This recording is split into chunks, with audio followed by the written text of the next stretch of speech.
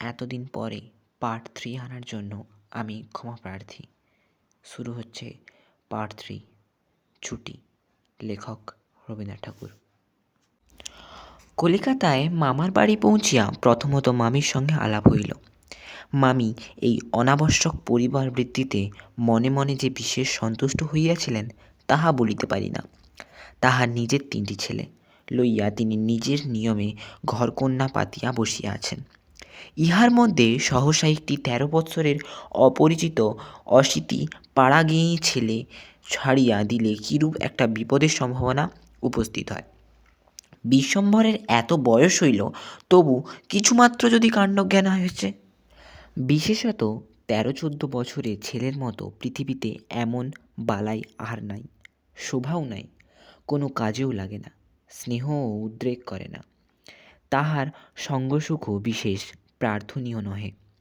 তাহার মুখে আধো আধো কথাও ন্যাকামি, পাকা কথাও জ্যাঠামি, এবং কথা মাত্রই প্রগল্ভতা। হঠাৎ কাপড় চোপড়ের পরিমাণ রক্ষা না করিয়া বেমানান রূপে বাড়িয়া ওঠে। লোকে সেটা তাহার একটা কুশ্রী স্পর্ধারূপে জ্ঞান করে। তাহার শৈশবের লালিত্য এবং কণ্ঠস্বরের মিষ্টতা সহসা চলিয়া যায়। লোকে সেজন্য তাহাকে মনে মনে অপরাধ না দিয়ে থাকিতে পারে না। শৈশব এবং যৌবনের অনেক দোষ মাপ করা যায়, কিন্তু এই সময়ে কোনো স্বাভাবিক অনিবার্য ত্রুটিও যেন অসহ্য বোধ হয়। সেও সর্বদা মনে মনে বুঝিতে পারে পৃথিবীর কোথাও সে ঠিক খাপ খাইতেছে না। এই জন্য আপনার অস্তিত্ব সম্বন্ধে সর্বদা লজ্জিত ও ক্ষমাপ্রার্থী হইয়া থাকে। অথচ সেই বয়সেই স্নেহের জন্য কিঞ্চিত অতিরিক্ত কাতরতা মনে জন্মায়। এই সময়ে যদি সে কোনো সহৃদয় ব্যক্তির নিকট হইতে স্নেহ কিংবা সখ্য লাভ করিতে পারে, তবে তাহার নিকট আত্মবিকৃতি হইয়া থাকে। কিন্তু তাহাকে স্নেহ করিতে কেহ সাহস করে না, কারণ সেটা সাধারণে প্রশ্রয় বলিয়া মনে করে। সুতরাং তাহার চেহারা এবং ভাবখানা অনেকটা প্রভুহীন পথের কুকুরের মতো হইয়া যায়।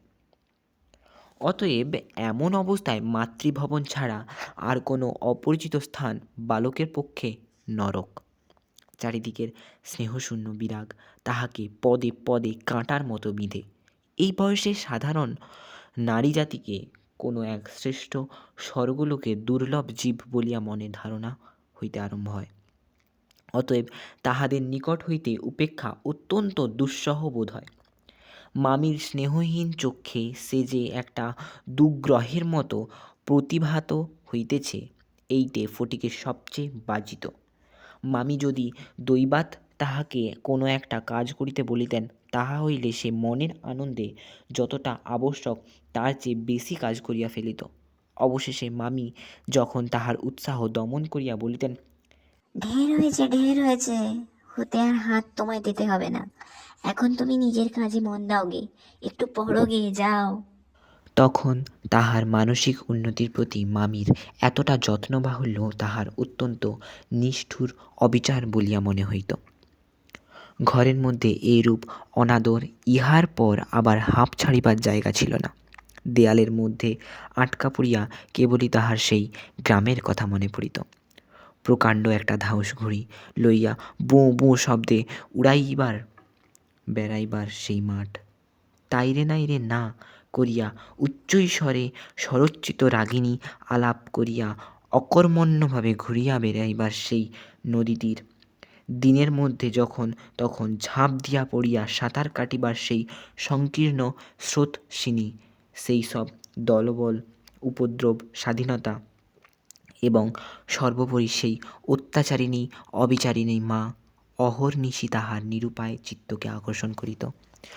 জন্তুর মতো এক প্রকার অবুঝ ভালোবাসা, কেবল একটু কাছে যাইবার অন্ধ ইচ্ছা, কেবল একটানা দেখিয়া অব্যক্ত ব্যাকুলতা, গোধূলি সময়ের মাতৃহীন বৎসের মতো কেবল একটা আন্তরিক মা মা ক্রন্দন, সেই লজ্জিত শঙ্কিত শীর্ণ দীর্ঘ অসুন্দর বালকের অন্তরে কেবলই আলোড়িত হইত।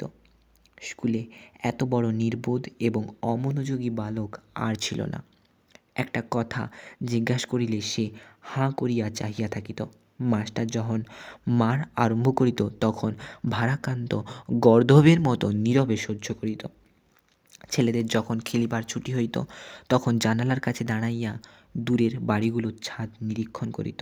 যখন সেই দ্বিপ্রহর রৌদ্রে কোনো একটা ছাদে একটি ছেলে মেয়ে কিছু একটা খেলার ছলে ক্ষণেকের জন্য দেখা দিয়া যাইত, তখন তাহার চিত্ত অধীর হইয়া উঠিত। একদিন অনেক প্রতিজ্ঞা করিয়া অনেক সাহসে মামাকে জিজ্ঞাসা করিয়াছিল, মামা, মার কাছে কবে যাব? মামা বলেছিলেন, স্কুলের ছুটি হোক, তারপরে তো। কার্তিক মাসে পুজোর ছুটি, সে এখনও ঢের দেরি।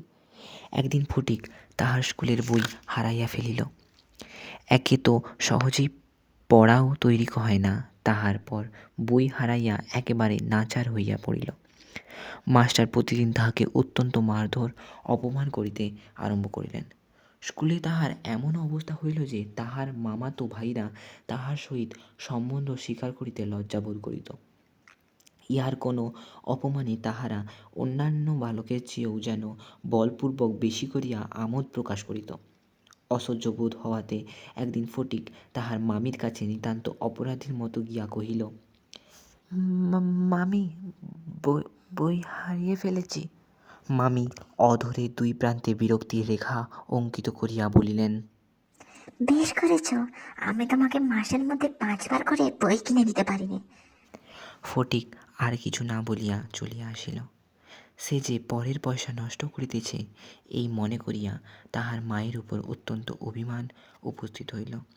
নিজের হীনতা এবং দৈন্য তাহাকে মাটির সহিত মিশাইয়া ফেলিল। স্কুল হইতে ফিরিয়া সেই রাত্রে তাহার মাথা ব্যথা করিতে লাগিল এবং গা শিরশির করিয়া আসিল। বুঝিতে পারিল তাহার জ্বর আসিয়াছে। বুঝিতে পারিল ব্যামো বাঁধাইলে তাহার মামি প্রতি অত্যন্ত অনর্থক উপদ্রব করা হইবে। মামি এই ব্যামোটাকে যে কি একটা অকারণ অনাবশ্যক জ্বালাতনের স্বরূপ দেখিবে তাহা সে স্পষ্ট উপলব্ধি করিতে পারিল। রোগের সময় এই অকর্মণ্য অদ্ভুত নির্বোধ বালক পৃথিবীতে নিজের মা ছাড়া আর কাহারও কাছে সেবা পাইতে পারে না, পারে এরূপ প্রত্যাশা করিতে তাহার লজ্জাবোধ হইতে লাগিল। পরদিন প্রাতঃকালে ফটিককে আর দেখা গেল না।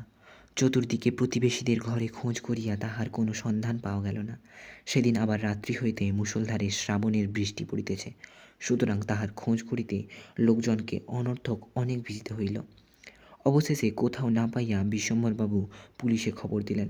সমস্ত দিনের পর সন্ধ্যার সময় একটা গাড়ি আসিয়া বিশ্বম্ভরবাবুর বাড়ির সম্মুখে দাঁড়াইল।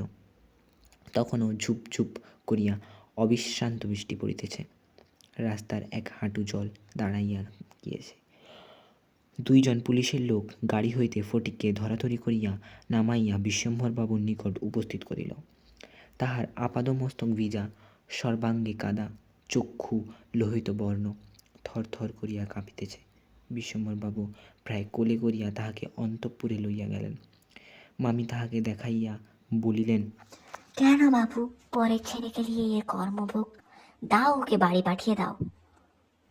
বাস্তবিক সমস্ত দিন দুশ্চিন্তায় তাহার ভালোরূপ আহারাদি হয় নাই এবং নিজের ছেলেদের সহিত না হোক অনেক খিটখিট করিয়াছেন। ফটিক কাঁদিয়া উঠিয়া কহিল, আমি আমি মার কাছে যাচ্ছিলাম, আমাকে ফিরিয়ে এনেছ? বালকের জ্বর অত্যন্ত বাড়িয়া উঠিল। সমস্ত রাত্রি প্রলাপ বকিতে লাগিল। বিশ্বম্ভরবাবু চিকিৎসক লইয়া আসিলেন। ফটিক তাহার রক্তবর্ণ চক্ষু একবার উন্মীলিত করিয়া কড়িকাঠের দিকে হতবুদ্ধিভাবে তাকাইয়া রহিল। কহিল, মামা, আমার ছুটি হয়েছে কি? বিশ্বম্ভরবাবু রুমালে চোখ মুছিয়া সস্নেহে ফটিকের শীর্ণ তপ্ত হাতখানি হাতের উপর তুলিয়া লইয়া তাহার কাছে আসিয়া বসিলেন। ফটিক আবার বিড়বিড় করিয়া বকিতে লাগিল, মা, আমাকে মারিস নে মা, সত্যি বলছি, আমি কোনো দোষ করিনি। পরদিন দিনের বেলা কিছুক্ষণের জন্য সচেতন হইয়া ফটিক কাহারও প্রত্যাশায় ফ্যাল করিয়া ঘরের চারিদিকে চাহিল। নিরাশ হইয়া আবার নীরবে দেয়ালের দিকে মুখ করিয়া পাশ ফিরিয়া শুইল। বিশ্বম্ভরবাবু তাহার মনের ভাব বুঝিয়া তাহার কানের কাছে মুখ নত করিয়া মৃদু স্বরে কহিলেন, ফটিক, তোর মাকে আনতে পাঠিয়েছি। তাহার পরদিনও কাটিয়া গেল। ডাক্তার চিন্তিত বিমর্ষ মুখে জানাইলেন, অবস্থা বড়ই খারাপ। বিশ্বম্ভরবাবু স্তিমিত প্রদীপে রঘুশয্যায় বসিয়া প্রতি মুহূর্তেই ফটিকের মাতার জন্য প্রতীক্ষা করিতে লাগিলেন। ফটিক খালাসিদের মতো সুর করিয়া বলিতে লাগিল, এক বাও মেলে না, দো বাও মেলে না। কলিকাতায় আসিবার সময় কতকটা রাস্তা স্টিমারে আসিতে হইয়াছিল। খালাসিরা কাছি ফেলিয়া সুর করিয়া জল মাপিত। ফটিক প্রলাপে তাহাদেরই অনুকরণে করুণ স্বরে জল মাপিতেছে এবং যে অকুল সমুদ্রে যাত্রা করিতেছে, বালক রশি ফেলিয়া কোথাও তাহার তল পাইতেছে না। এমন সময় ফটিকের মাতা ঝড়ের মতো ঘরে প্রবেশ করিয়াই উচ্চ কলরবে শোক করিতে লাগিলেন। বিশ্বম্ভরবাবু বহু কষ্টে তাহার শোকাচ্ছ্বাস নিবৃত্ত করিলেন। তিনি শয্যার উপর আছাড় খাইয়া পড়িয়া উচ্চৈঃস্বরে ডাকিলেন, ফটিক সোনা, মানিক আমার। ফটিক যেন অতি সহজেই তাহার উত্তর দিয়া কহিল, "অ্যাঁ?" মা আবার ডাকিলেন। ওরে ফটিক, বাপধন রে। ফটিক আস্তে আস্তে পাশ ফিরিয়া কাহাকেও লক্ষ্য না করিয়া মৃদু স্বরে কহিল, মা, আমার ছুটি হয়েছে মা, আমি এখন বাড়ি যাচ্ছি। তো শেষ হলো আমাদের রবীন্দ্রনাথ ঠাকুরের লেখা ছুটি গল্পটি, যা একটি ছোট্ট ছেলের জীবনের গল্প, যেটা অনেকের জীবনই হয়ে থাকে। তো আজকে গল্পটা এখানেই শেষ। পরবর্তীতে যদি এরকম আরও ভিডিও পেতে থাকো, অবশ্যই চ্যানেলটিকে সাবস্ক্রাইব করে রাখো, পাশে থাকা বেল বাটনটি বাজিয়ে দেবেন। Bye bye.